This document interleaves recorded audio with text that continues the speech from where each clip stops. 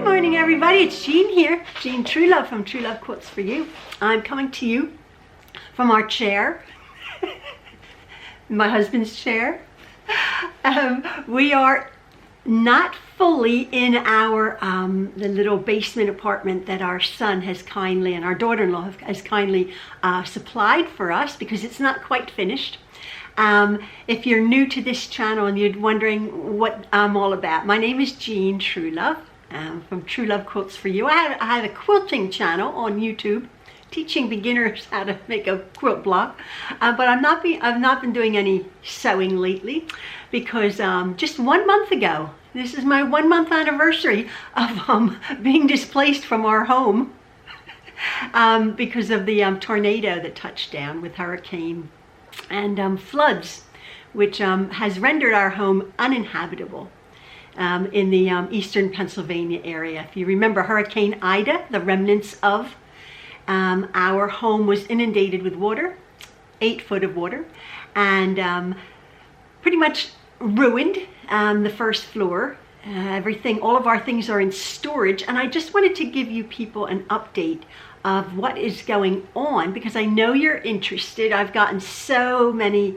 comments, and again, I apologize, but for not being able to respond to every single comment. On my quilting tutorials, I would get maybe 100 comments, you know, like, oh, what size seam do I use, and do you backstitch, you know, that type of thing. And I could type that. Well, because the dynamics of this channel or our life has changed so much, drastically in the last month, since the disaster, I'm getting another audience. Again, as if you haven't watched me, this was mainly a quilting tutorial, and people have been interested and have been sending their prayers and their just ultimate kindness and love to the Truelove family here, who have really been. We're not suffering, but it's been an insufferable situation, really. So the people that have been commenting, I've noticed I'm not recognizing your names, sending your prayers and sending your well wishes and sending your blessings to our family. And so you're new here. Having clicked on for whatever reason, and I usually comment and I usually thank people and I usually engage in a dialogue, and I've not been able to do that because it's been overwhelmingly supportive, and I just say I have read every single comment, and I acknowledge right now, I'm acknowledging every comment. If you've been ill with the virus, update on our son, I will be putting a picture on that our daughter-in-law had posted on her Instagram. I'll be doing that now.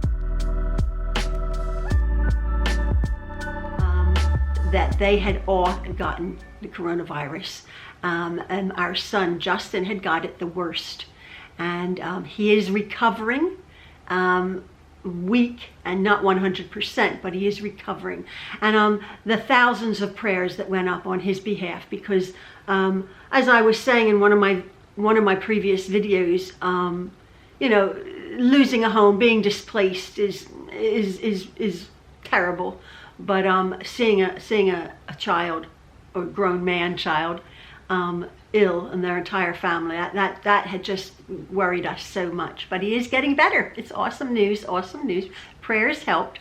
As you know, we rely very, very fully on our Jehovah God in the heavens, our Heavenly Father, who's looking after our family. As you can see, I'm in my little living room here, which is a room I will be showing you probably later on when it's finished. Maybe it's about 15 foot wide. This room is about maybe 18 foot long. It's a nice size room. This is going to be my husband's office corner and our little living room, and then the bathroom is over there. Brand new bathroom that they've done. As I was saying, we're in the basement of our son's home. He has a large home. Our son Maxwell, as you know, will be 22 years old in a couple of weeks. He's autistic and he has epilepsy. He is in a wing. He calls it his isolation ward. I said, that's a terrible thing to say. He's isolated from the rest of the home with his own little staircase. He can get upstairs. It's a very large home. The master bedroom is a suite here. It's like a living room and a bedroom and the bathrooms and the closet and a laundry area. And then if you went through, it was like the gym that was attached to the master suite, but it has a separate little staircase if you need the back staircase. Maxwell has been graciously using that area. He has chest of drawers now. He has his closet. He has his own bed, which we had gotten out of storage. When our house flooded, we had to put so much of our furniture, which the ones that wasn't ruined, into storage. So that's a U-Haul storage area right near here. That has the bulk of our furniture. Now this chair and the other chair and the bed that we're going to be getting and several chests of drawers we've gotten out of the storage area here. It sort of looks like a thrift store now, mismatched furniture in each room, but that's okay. My desk is going to be in the other room, and so I'll have the desk area. My sewing area. And when it comes to my sewing, just back up. Maxwell is doing better. He's not 100%. I don't think any of us are 100%. I've had a few very bad days. Everybody says, oh, you're so strong, you're so strong. As you know, we always try to see the positive. This is a very negative situation. However, we're alive and we're being looked after and we're safe. And I just, again, I acknowledge all of the hundreds and hundreds of prayers, but please, if you're still praying, pray for the people in our area and in Louisiana who've been affected by this Hurricane Ida aftermath.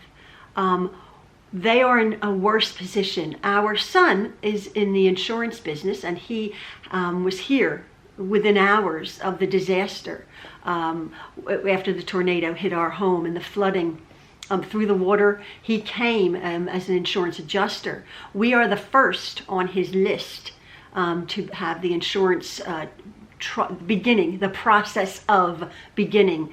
But he was saying that he has clients in our area here who are still in a hotel room. And then that hotel room or the insurance is going to be running out soon, and families. And I keep saying how blessed we are, although not an ideal situation. I don't have I don't have our big lovely home that I had done videos of my sewing room. I don't have those things. But I was thinking when you don't have a lot, you don't need a lot. Isn't that true? Well, maybe some of you who don't realize that when you don't have a lot, you don't need a lot. We have a chair. My husband has a chair. Maxwell has a chair. We did get our big screen TV. We have a nice big smart TV here in front of the fireplace. I'll take a picture of that. That area is done right there. I'm going.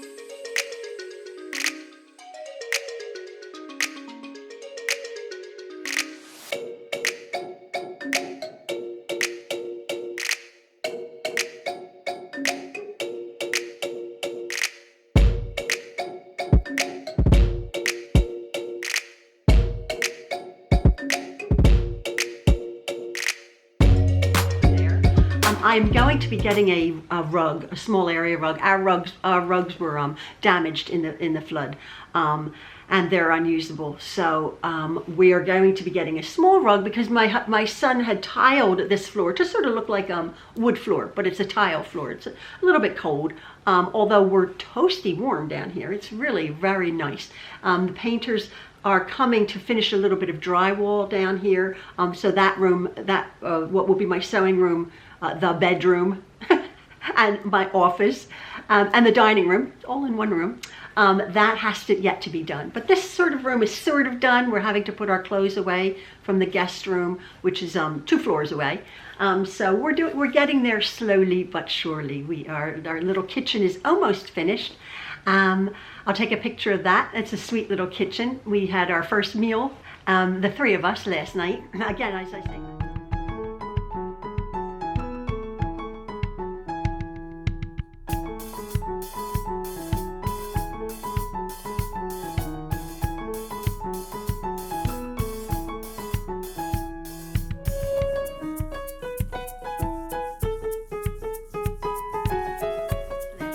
Again, as I say, Maxwell is up on the other wing, but we're looking after him very, very much. So he's going to be okay.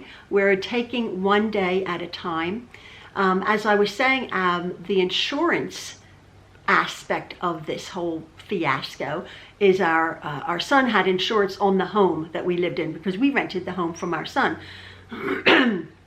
That is now from our insurance adjuster, our son, that is now in the insurance company's hands. So all of the information, all of the documentation, all of the photographs, all of the pertinent, things that they needed are now with the insurance company. So we will see what happens there. I went the other day to collect the mail, and there was a FEMA gentleman walking around the house. And it wasn't very pleasant, but I suppose he's inundated. I shouldn't say that. He was okay, but he could have been. I'm like, oh, hello, and very brusque and whatever. Anyway, the upshot of it was because we had renter's insurance. However, that meant nothing. As I was saying in one of the my previous videos, the renter's insurance, the rental insurance that we had, doesn't cover flood damage. So we had a tremendous amount of flood damage, and that's not covered. That water is not covered. So the all of our things that got damaged, all of my things that got damaged are not covered. However, the FEMA individual, he had said that the home is being taken care of with the owner. Which is separate. But as renters, he said, we work with renters all the time. Things like our things, the things that could be salvaged are in storage. We are living in an accommodation. The few items that did get completely damaged on the first floor, not in the basement, but on the first floor, furniture and things that were moldy that had to be thrown out, that could be covered by FEMA. And again, the biggest thing is our accommodation here and paying our way here, and the storage units, which were expensive at the time. So he said you probably could get some compensation from FEMA. So I have to. That was just the other day. We thought it was a dead end. For our situation, what we lost monetarily, but that might be something to investigate. So, and somebody else actually said FEMA might be able to help you in that respect. Again, we go over every day. The workers are there; they still are ripping up the hardwood floors, which have buckled tremendously.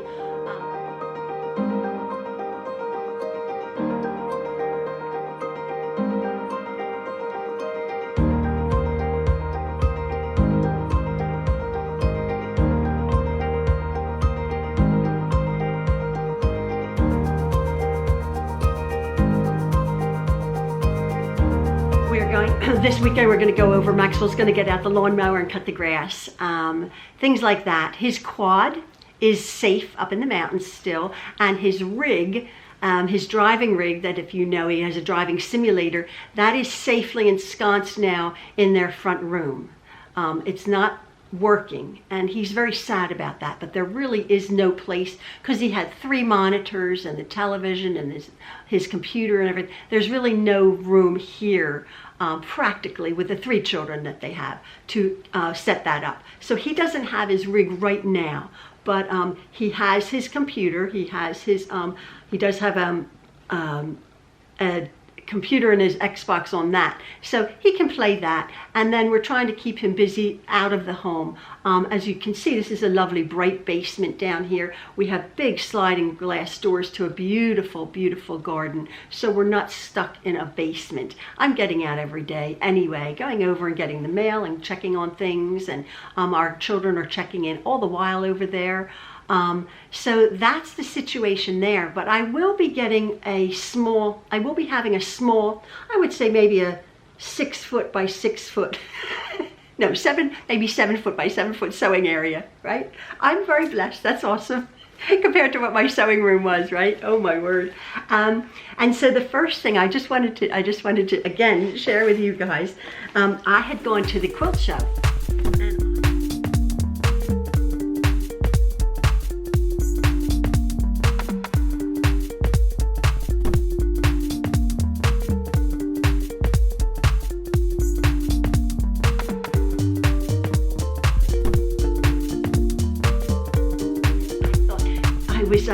Thinking, what in the world, I don't feel like sewing right now, but what in the world will I sew when I get to the when I get to have my sewing machine up, which is still at my friend Jen's house. Everything is safe. And somebody said, sew some squares together. So I thought, well, my fabric is safe. It's in the climate controlled room, as much as it's in a disaster zone. My fabrics and everything are fine. We're going over a couple times a day to make sure the fans and the humidifiers are running 24/7 to make sure that they're safe. I didn't want to be touching my fabric, and things were put away and things were packed away. So I think I have a pair of scissors and a rotary cutter and a small cutting mat. So what I did at the quilt show that I went to, I bought some squares, and these were so lovely. I bought some their vintage hankies and tablecloth squares.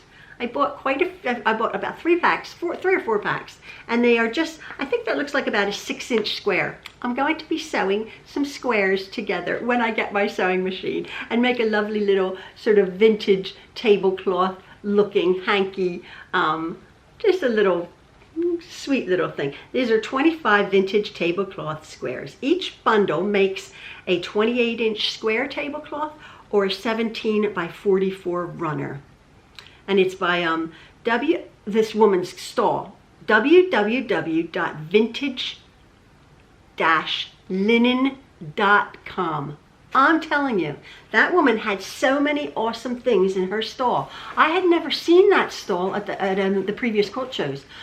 They had, at the quilt show we just went to, if you remember, Ian and Maxwell and I were like, we were sort of blown away at the quality of the quilts, but also the different vendors. There for a while, and again, with all due respect to the quilting management who put the quilts together, quilt shows together, such an enormous task, obviously. But this quilt show had all different vendors. The last few years, they were sort of the same vendors. You sort of went maybe 6 months later, and the same vendors were still there. You know, you almost got to know them, which was awesome. But it was nice to have a change. And this one, oh my goodness. She was on a corner, or was it? Yeah, she was in a corner, and I thought, oh, or was she? Maybe she's in a row of vendors. Her things were absolutely magnificent, all vintage, all lovely. Chenille things, I had gotten some chenille squares. So that was awesome, and I thought it's just going to give me a little bit of a fresh, just something fresh to sew together. Our son has, he was saying to me, his wife had a an old sewing machine table, not like wooden Singer vintage thing, just more of a practical white melamine, but actually for a sewing machine. It's down in his garage. So he said, you know, do you want it? I was just going to set up my table, my sewing machine on a table. And I thought, oh yeah, that's so pretty. So we're just going to dust that off, clean that off, and bring that up here. I did get a small little miniature little ironing board. I didn't want to bring my huge ironing station. Small little ironing board unit. It's tiny. This is big, but it's awesome because I'm not going to be sewing huge things. I just can't wrap my head around it. I don't have the space. I don't have the room. And at this moment, I don't have the inclination, and hopefully you guys can understand that. I will be bringing one of my islands for cutting, so I think I can fit that in the little tiny area I have here. So that's going to be what I'm going to do. But I just want to finish this up. Let me just see. Oh, here we go. I had gotten the mail the other day at this property here, and so I won't say your name. You know who you are, and you know what you sent me. But somebody had sent me the most beautiful, to the Truelove family, the entire Truelove family, the most beautiful card with sentiments. Just so, how much we're loved. You guys don't even know us, and yet you're so kind, and you're so encouraging, and you're so wonderful. And to receive, Maxwell's received his Starbucks gift certificates from you people, which again we haven't yet done. The dust is not yet clearing. I want to really get down here and have a routine, so Maxwell knows he's a little bit at sea. Understandable right now, but I will be doing a Starbucks video. But I just wanted to share with you, this lovely person had sent 3 lots of fabric, and this was, I mean, I don't need fabric, but I need fabric, and I thought, oh, it's so lovely. This is the most beautiful panel. I've seen this, I believe it's Lorelei Harris for Lorelei Designs, Sitting Pretty Portrait. It's a lovely, it's a lovely panel. Oh, it's so sweet. And I'm going to be doing something with that. You know who you are, and I thank you so much for that piece. And then there's this for Ian. I'm going to be making something for Ian. Maybe his he had gotten a tablet, maybe a tablet cover, and that is all designs from England, because as you know, my husband is English. He's from London. And so that is so very kind. So that's for me, and that's for Ian. And then for Maxwell, look at this fabric. Gaming fabric, controllers. And I showed it to Maxwell, and he was so sort of like, that's pretty cool. And I'm like, what do you want me to make? And immediately he said, could you make me a pillowcase? So I'm going to be making him a lovely pillowcase out of this fabric. There's enough of it. And perhaps that's what you had in mind, because great minds think alike. And just so kind. So the thought that is going behind every comment for us in our plight. But it's not really a plight. We are, as I say, we're so very blessed, and I keep saying that, but we're so very lucky. Our children have really come up trumps.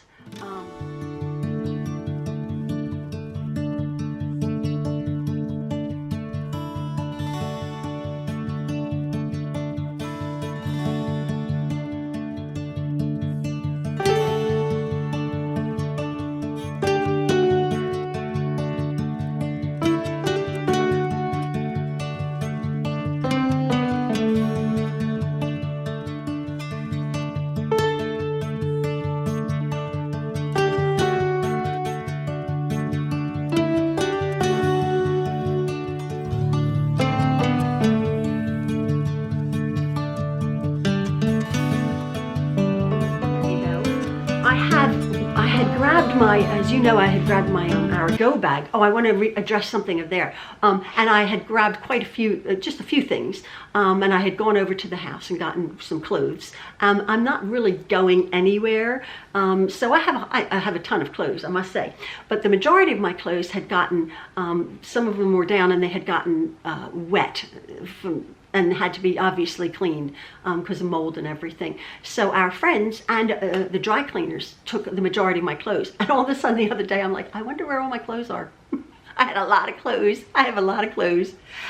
And all of a sudden, as I said, the fog is clearing a little bit. I'm thinking, where are my clothes? That's okay. That's all right. I'm living in leggings and tops. It's fine right now. It's fine. But I'm thinking if I do ever get a life and out of here, and I would like to get dressed up, and I don't have any clue where my shoes are. But that's okay. And again, I'm living in my Crocs and my slippers. It's fine. It's fine. Put a necklace on. Oh, all my jewelry was packed. Oh, my jewelry was packed. So I went to TJ Maxx and I bought a pretty necklace. Because I thought, you know me and my big necklaces. I'm like, oh my goodness, hide my scrawny neck, you know. So anyway, the last thing I want to address is, quite a few of you have been asking when the disaster happened. As I always said, my husband and I you're not prepared for our tornado to touch down in your house and to escape with your lives, and our lawnmower. Maxwell saved the lawnmower. We had a go bag. Sometimes they're called bug out bags or go out bags or, you know, whatever. And in that bag, I was saying that we have had these go bags for about 10 years. We have been not warned, but prepared, I should say, for some kind of disaster. I'm going to put a link in below. I like that. If I can try to figure that out, I copy and paste a link of an article that is so very, very apropos for natural disasters. And never thinking that we were going to be in a natural disaster, and actually what we needed. So we we didn't have the water and the food. That we didn't have because we knew we were coming here. But there are ready meals that you can have in buckets or something. That's if you have to shelter in place. We had to actually flee, and we were coming somewhere safe that had water and food. But that's like our son. He has ready meal packs in his elevated basement. If you have to, as I say, shelter in place. And there's different scenarios for fire, for tornadoes, for hurricanes, for flooding, where to go, what to have. The most important things are some of your important documents, which we had done. We had done that in Ziploc packing plastic so they don't get damaged. We had made photocopies of important phone numbers. If we needed to get in touch, we had a plan that for us, the three of us, Maxwell, Ian, and I, when we had to flee our home, we only had about 5 minutes, maybe 10 minutes to get out before the rising water came. And then we didn't figure in our go bag a chainsaw. We needed chainsaws to get out of our driveway, but that was taken care of. We did that. We did have changes of clothing. I was telling you about my makeup and my cream. I was grabbing all of that last minute toiletries. I have replenished everything, all my face creams. So we were pretty much prepared in that respect. And it was because we had done pretty intensive research in the past and had our large backpacks ready. We had, if it had been perhaps a different scenario, we had tents and sleeping bags, which were in our basement, which got ruined. We didn't, that wasn't necessary at this moment to grab our tents and sleeping bags. We had just gotten some lovely little pop-up tents, which were awesome. They got ruined. And our lovely sleeping bags, our down sleeping bags, they got thrown in a dumpster. That was all in the basement.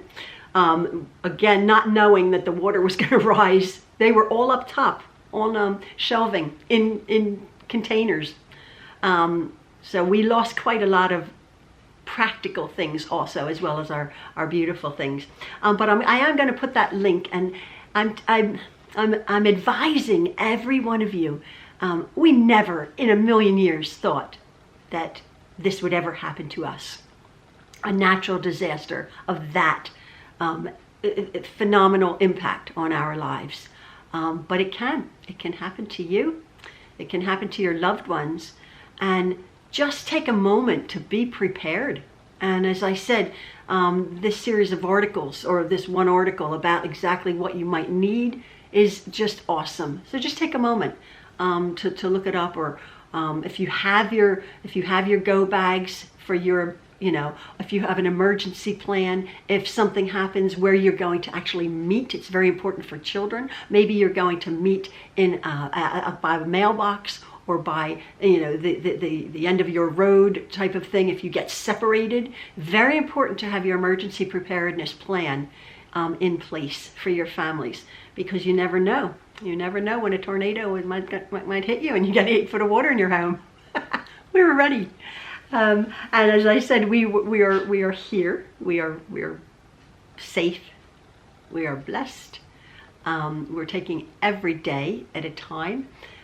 We are living, well, upstairs we were living with our 3 lovely grandchildren. And we've kept our spiritual routine as well as our physical routine as much as possible. It's easier for you.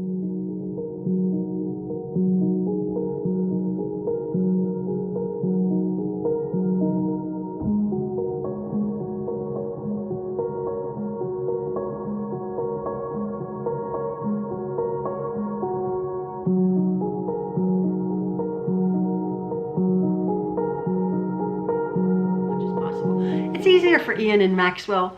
They can go out and they're doing, and I'm here because I was at home, in my other home, pottering around, and that's difficult. I had, everybody goes, oh, you're so strong. I'm not strong.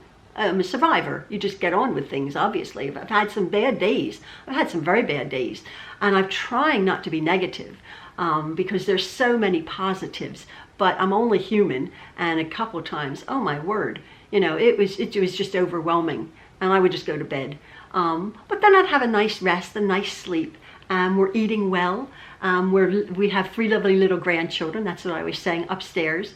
And so our spiritual routine, as far as going to our Bible meetings twice a week, and our ministry work, we're trying to keep that routine up. Very important, very, very important, to keep Jehovah God close to us and know that we are being looked after and that we have a very happy future. We do have a very happy future, wherever that may be. This life is all temporary, and it's all going to come out in the wash. It's all going to be great, because that's Jehovah God's promise, and we're cool with it. So as I say, we're fine. We are taking one day at a time, and I just want to take this opportunity to thank you so much to watch as I rattle on and on and on, to listen to us, and to extend your love and your generosity and your kindness to the Truelove family, all of us, our sons included. They're like, wow, you still doing your videos, Mom? And I'm like, yeah, I don't have a lot to show or say, but we have a community of sharing and love, and we really appreciate it. All right, folks, love from the Trueloves. Bye-bye.